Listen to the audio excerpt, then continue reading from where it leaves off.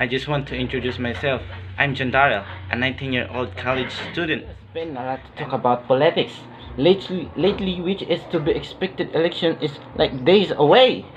I don't know much about politics, so I'm going to try explain this in the best way I can.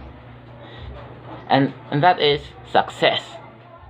And to achieve success in our country, we must take our responsibilities as a citizen.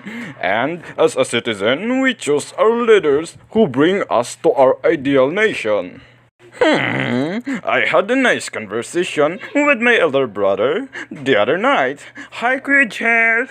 Of course, the topic of politics come up and he said something that really struck me. What struck me is the reason why he was voting for this particular candidate. At sabi niya, para sa kabataan. For the next generation of our country.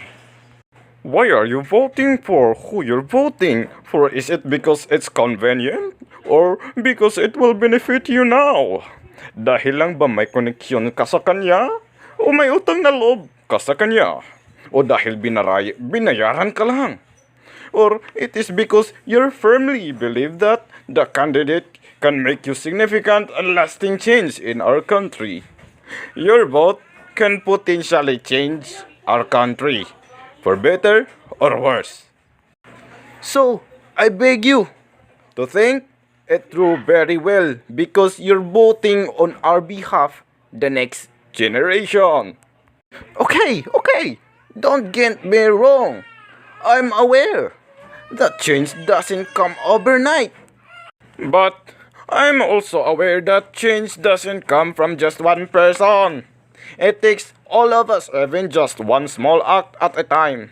Throwing the trash where you should, crossing at the right place, smiling with manong taho, giving instead of stealing, healing instead of hurting, loving instead of hating. Be the kind of leader that you want to have. I need to be a kind of leader that I want our nations have. I'm not here to tell you who you to vote, for whom not to vote.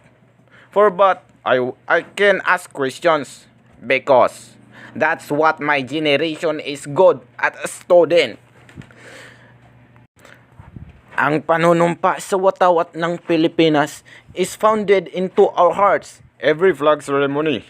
Ako ay Pilipino, buong katapatan na nanunumpa sa watawat ng Pilipinas at sa bansang kanyang sinasagisag na may dangal, katarungan at kalayaan na pinakikilos ng sambayanang makadiyos, makatao, makakalikasan at makabansa. Dangal, katarungan at kalayaan is your candidate. Support, honor, justice, and freedom, and our own national anthem. We sing, ang mamatay ng dahil sa'yo. Dying is not just physical, but also dying to a mission and personal agenda, putting others in the nation above what we want. It's easy to ceiling we're willing to die for the nation, but the other question is, are we willing to live sacrificially for the benefit of others?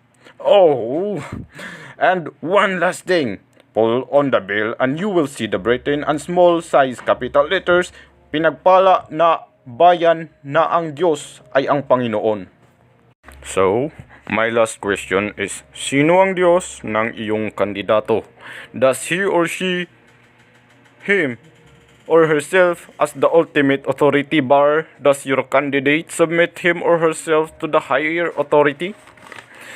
And to achieve success,